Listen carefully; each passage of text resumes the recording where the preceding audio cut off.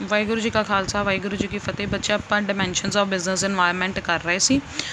New chapter ਦਾ next topic ਆ ਇਹ dimensions of business environment. First of all ਇੰਨਾ ਧਿਆਨ ਰੱਖੋ ਕਿ ਜੇ ਤੁਹਾਨੂੰ ਡਾਇਮੈਂਸ਼ਨਸ ਆ ਜਾਂਦੀਆਂ ਤੇ ਜਾਂ components one and same thing ਆ। ਡਾਇਮੈਂਸ਼ਨਸ ਤੇ ਕੰਪੋਨੈਂਟਸ ਦਾ ਮਤਲਬ ਸੇਮ ਆ, ਠੀਕ ਆ। What are the dimensions of business environment ਜਾਂ what are the components of business environment, ਉਹਦੇ ਵਿੱਚ ਤੁਸੀਂ ਇਹੀ ਲਿਖੋਗੇ economic, social, political, legal, technological, international, demographic ਤੇ ਨੈਚੁਰਲ ਇਨਵਾਇਰਨਮੈਂਟ, ਠੀਕ ਹੈ ਜੀ। Dimensions of business environment refers to all those forces, factors and forces which create the business environment. These factors or forces may be economic, social, political, legal, national or international. ਕਹਿੰਦਾ ਵਾ ਕਿ ਜਿਹੜੀਆਂ ਡਾਇਮੈਂਸ਼ਨਸ ਆ business environment ਦੀਆਂ ਉਹ ਵਾਲੀਆਂ ਆਪਾਂ ਉਹਨਾਂ ਨੂੰ ਕਹਿੰਦੇ ਜਿਹੜੇ ਇਨਵਾਇਰਨਮੈਂਟ ਨੂੰ ਕੀ ਕਰਦੀਆਂ ਵਾ, ਇਫੈਕਟ ਕਰਦੀਆਂ ਵਾ, ਠੀਕ ਹੈ ਜੀ। ਐਂਡ ਇਨਵਾਇਰਨਮੈਂਟ ਨੂੰ ਇਫੈਕਟ ਜਿਹੜੀਆਂ ਕਰਦੀਆਂ ਉਹ ਕਿਹੜੀਆਂ ਵਾ, social, economic, political, legal, national and international. ਅਤੇ ਕਹਿੰਦੇ ਇਹਨਾਂ ਦਾ ਦੂਜਾ ਨਾਮ ਕੀ ਆ, ਕੰਪੋਨੈਂਟਸ ਆਫ ਬਿਜ਼ਨਸ ਇਨਵਾਇਰਨਮੈਂਟ, ਠੀਕ ਹੈ। ਹੁਣ ਇਹਦੇ ਗਾੜੀ ਕਹਿੰਦਾ ਵਾ ਕਿ ਜਿਹੜਾ ਬਿਜ਼ਨਸ ਇਨਵਾਇਰਨਮੈਂਟ ਆ ਦੋ ਚੀਜ਼ਾਂ ਦਾ ਕੰਬੀਨੇਸ਼ਨ, ਉਹ ਕਿਹੜੀਆਂ ਜਰਨਲ ਅਤੇ ਸਪੈਸੀਫਿਕ। ਬੱਚੇ ਸਪੈਸੀਫਿਕ ਉਹ ਹੁੰਦੀ ਆ ਜਿਹੜੀ ਸਿਰਫ ਇੱਕ ਸਿੰਗਲ ਬਿਜ਼ਨਸ ਨੂੰ ਇਫੈਕਟ ਕਰਦੀ। ਕੋਈ ਵੀ ਚੀਜ਼ ਆ ਬਾਕੀ ਸਾਰੇ ਬਿਜ਼ਨਸ ਵਧੀਆ ਚੱਲਣ ਦੇ, ਬਟ ਸਿਰਫ ਇੱਕ ਬਿਜ਼ਨਸ ਆ ਜਿਹੜਾ ਇਫੈਕਟ ਹੋਇਆ ਉਹ ਇਨਵਾਇਰਨਮੈਂਟ ਦੇ ਨਾਲ, ਉਹਨੂੰ ਆਪਾਂ ਕੀ ਕਹਿ ਦਿੰਦੇ ਹਾਂ, ਸਪੈਸੀਫਿਕ ਫੋਰਸਿਸ। ਐਂਡ ਦੇਖੋ like directly and individually like investors, customer, suppliers, competitors etcetera, ਕਿ ਜਿਹੜੇ ਕਿਹਨੂੰ ਸਿਰਫ ਇੱਕ ਸਿੰਗਲ ਬਿਜ਼ਨਸਮੈਨ ਨੂੰ ਇਫੈਕਟ ਕਰਦੇ। ਜਿਹੜੇ ਕੌਣ ਹੋ ਸਕਦੇ, ਇਨਵੈਸਟਰਸ ਹੋ ਸਕਦੇ, ਕਸਟਮਰਸ ਹੋ ਸਕਦੇ, ਸਪਲਾਇਰਸ ਹੋ ਸਕਦੇ ਅਤੇ ਕੰਪੀਟੀਟਰਸ ਹੋ ਸਕਦੇ, ਠੀਕ ਆ। ਔਨ ਦ ਅਦਰ ਹੈਂਡ ਕਹਿੰਦਾ general factors and forces are those which affect all the business organisational collectively. ਅਤੇ ਕਹਿੰਦਾ ਜਰਨਲ ਦੇ ਵਿੱਚ ਹੁੰਦਾ ਵਾ ਕਿ ਜਿਹੜੀਆਂ ਸਾਰਿਆਂ ਨੂੰ ਇਫੈਕਟ ਕਰਦੇ, ਸਾਰੇ ਬਿਜ਼ਨਸ ਨੂੰ ਇਫੈਕਟ ਕਰਦੇ ਆ, ਇਕੱਲੇ ਇੱਕ ਨੂੰ ਨਹੀਂ ਕਰਦੇ ਬਟ ਸਾਰੇ ਬਿਜ਼ਨਸਿਸ ਨੂੰ ਇਫੈਕਟ ਕਰਦੇ। ਉਹਦੇ ਵਿੱਚ ਕਿਹੜੇ ਆ ਜਾਂਦੇ ਆ, ਸੋਸ਼ਲ ਇਨਵਾਇਰਨਮੈਂਟ, ਪੋਲੀਟੀਕਲ ਇਨਵਾਇਰਨਮੈਂਟ। ਇਹ ਵੀ ਧਿਆਨ ਰੱਖਣਾ ਵਾ ਕਿ ਜਿਹੜਾ ਜਰਨਲ ਉਹਦੇ ਵਿੱਚ ਸਾਰੇ social, political, economic, legal, technical, international factors and forces. But ਜੇ 1 ਮਾਰਕਸ 'ਚ ਆ ਜਾਂਦਾ ਵਾ ਅਤੇ ਸਪੈਸੀਫਿਕ ਦੇ ਵਿੱਚ ਕਿਹੜੀਆਂ investors, customer, suppliers, competition effect ਹੁੰਦਾ, ਠੀਕ ਹੈ ਜੀ। ਹੁਣ ਮੈਂ ਤੁਹਾਨੂੰ ਪਹਿਲਾਂ ਦੱਸ ਦਿੱਤਾ ਗਿਆ ਵਾ ਕਿ ਉਹਦਾ ਕੀ ਆ, ਚਾਰਟ ਆ ਵੀ ਜਿਹੜੇ ਕੰਪੋਨੈਂਟਸ ਜਾਂ ਡਾਇਮੈਂਸ਼ਨਸ ਹਨ। ਫਸਟ ਆਫ ਆਲ ਅੱਜ ਆਪਾਂ ਕਿਹੜਾ ਕਰਾਂਗੇ, ਇਕਨੋਮਿਕ ਇਨਵਾਇਰਨਮੈਂਟ। ਇਕਨੋਮਿਕ ਇਨਵਾਇਰਨਮੈਂਟ ਕਹਿੰਦੇ ਆ ਕਿ refers to all those economic factors and forces which affect a business enterprise or organisation. ਕਹਿੰਦਾ ਇਕਨੋਮਿਕ ਔਰ ਫੋਰਸਿਸ ਉਹ ਇਨਵਾਇਰਨਮੈਂਟ ਉਹ ਹੁੰਦਾ ਜਿਹੜਾ ਬਿਜ਼ਨਸ ਨੂੰ ਇਫੈਕਟ ਕਰਦਾ, ਠੀਕ ਹੈ। Economic environment is the economic aspect or economic part of the business environment. It can be classified in 3 main parts.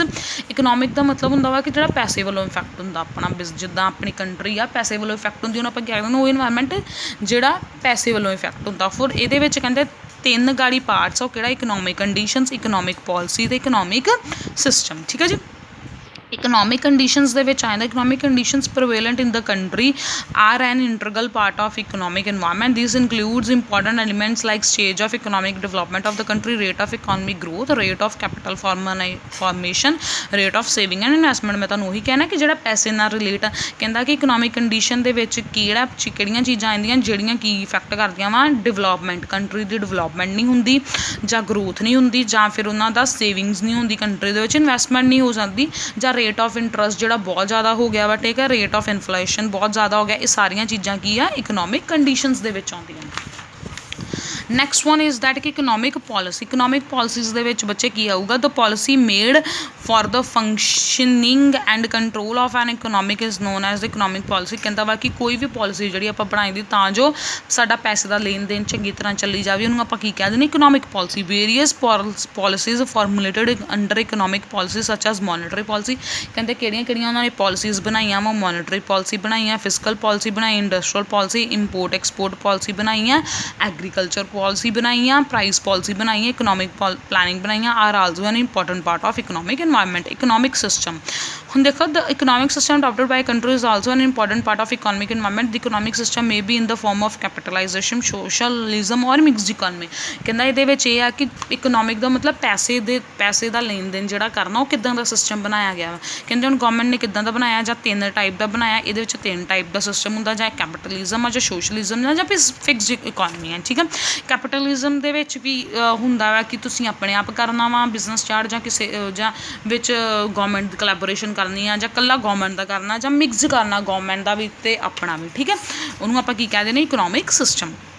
ਹੁਣ ਬੱਚੇ ਇਹਦੇ ਵਿੱਚ ਵੇਖੋ main elements of economic system ਦੇ ਵਿੱਚ ਇਹ ਧਿਆਨ ਦੇ ਨਾਲ ਪੜ੍ਹੋ। ਕਹਿੰਦੇ ਆ ਕਿ ਸਟਰਕਚਰ ਇਕੋਨਮੀ ਜਿਹੜਾ ਵਾ ਤੁਹਾਨੂੰ ਪਤਾ ਤੁਹਾਡੀ ਇਕੋਨਮੀ ਕਿਹਦੀ ਆ, ਪਬਲਿਕ ਦੀ ਵੀ ਆ ਅਤੇ ਪ੍ਰਾਈਵੇਟ ਦੀ ਆ। ਪਬਲਿਕ ਮਤਲਬ ਜਿਹੜਾ ਗੌਰਮੈਂਟ ਦਾ ਸਾਰਾ ਪੈਸਾ ਲੱਗਾ ਹੁੰਦਾ, ਜਾਂ ਪ੍ਰਾਈਵੇਟ ਮਤਲਬ ਜਿਹੜਾ ਆਮ ਲੋਕਾਂ ਨੇ ਆਪਣੇ ਬਿਜ਼ਨਸ ਸ਼ੁਰੂ ਕੀਤਾ ਹੁੰਦਾ, ਜਾਂ ਸਾਰਾ ਗੌਰਮੈਂਟ ਦਾ ਹੁੰਦਾ ਜਾਂ ਇਕੱਲਾ ਪ੍ਰਾਈਵੇਟ ਦਾ, ਜਾਂ ਮਿਕਸ ਹੁੰਦਾ। ਮਿਕਸ ਦੇ ਵਿੱਚ ਕੀ ਹੋ ਜਾਂਦਾ ਵਾ, ਪ੍ਰਾਈਵੇਟ ਅਤੇ ਗੌਰਮੈਂਟ ਦਾ ਅੱਧੋ ਅੱਧ ਹਿੱਸਾ ਹੁੰਦਾ। Role of economy growth in the economy, ਇਹਦੇ ਵਿੱਚ ਕਿਹੜੀਆਂ ਗਰੋਥ ਵੇਖੀ ਜਾਂਦੀ ਆ, ਰੇਟ ਐਂਡ ਇਨਵੈਸਟਮੈਂਟ ਉਹੀ ਜੋ ਆਪਾਂ ਪੜ੍ਹਿਆ, ਇੰਪੋਰਟ ਐਕਸਪੋਰਟ ਵੇਖੀ ਜਾਂਦੀ ਆ, ਪ੍ਰਾਇਮਰੀ ਸੈਕੰਡਰੀ ਜਾਂ ਟੈਰੀਟਰੀ ਸੈਕਟਰਸ ਕਿ ਇਹ ਵਾਲੇ ਸੈਕਟਰਸ ਵੇਖੇ ਜਾਂਦੇ ਆ ਕਿ ਇਹ ਰੇਟ ਆਫ ਗਰੋਥ ਪ੍ਰਾਇਮਰੀ ਜਿਹੜੇ ਛੋਟੇ ਜਿਹੜੇ ਮੇਨ ਪਾਰਟ ਆ ਉਹ ਗਰੋ ਕਰਨ ਦੇ ਆ, ਜਿਹੜੇ ਫਿਰ ਉਸ ਤੋਂ ਛੋਟੇ ਫਿਰ ਉਸ ਤੋਂ ਸਾਰਿਆਂ ਨਾਲੋਂ ਛੋਟੇ ਉਹ ਗਰੋ ਕਰਨ ਦੇ ਆ।